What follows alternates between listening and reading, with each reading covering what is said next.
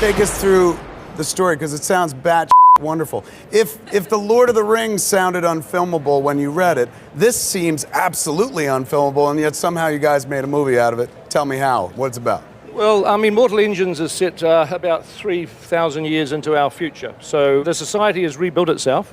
There's no national borders or countries anymore, but all the cities have become city-states on wheels.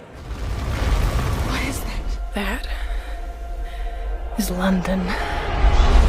Let's talk to the kids. What is it like being in a big-ass movie like this? Oh, it's been magnificent, man. It was quite a physically challenging job. It was probably the most physically challenging job. In what way? The two main characters, myself and Hera play, are often fleeing, and are often... It's one of them running pictures? Yeah, there's a lot of running, there's a lot of falling, a lot of climbing.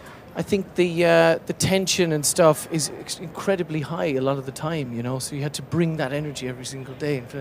But there were also times where we do the odd green screen stuff, particularly around Shrike, and particularly around the moving cities. When you have to exert your imagination effort, all day long and try and fill in the gaps as much as possible, you just come home sometimes with your imagination's just collapsed on the floor. I'm always a bit nervous because, these were all three of your roles were incredibly physical, and you just don't know if an actor's going to be a natural athlete. And these three are kick-ass, seriously. It was like, oh, thank God. when we met you guys for the callback, and your final question was, have you done any martial arts? Yes, I was like, yes, I have all growing up. And they were like, oh, it was like a sigh of relief.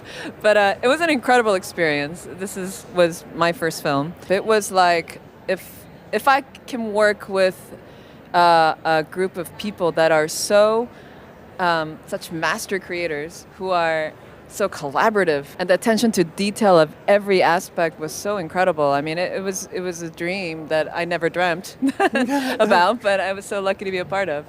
It was absolutely amazing. I mean, I thought it was, a lot of people have asked, like, how did you train for it and stuff, and I think that's a question that a lot of people ask a lot of time these days. But what I thought was really cool about Hester is that she's not like a trained assassin or something. She's just a normal girl who's really angry and has a big reason to go and do things. So as much as we were limping around, running around, jumping, climbing, and you kind of had to go like, okay, and this is just a normal human being doing all that stuff.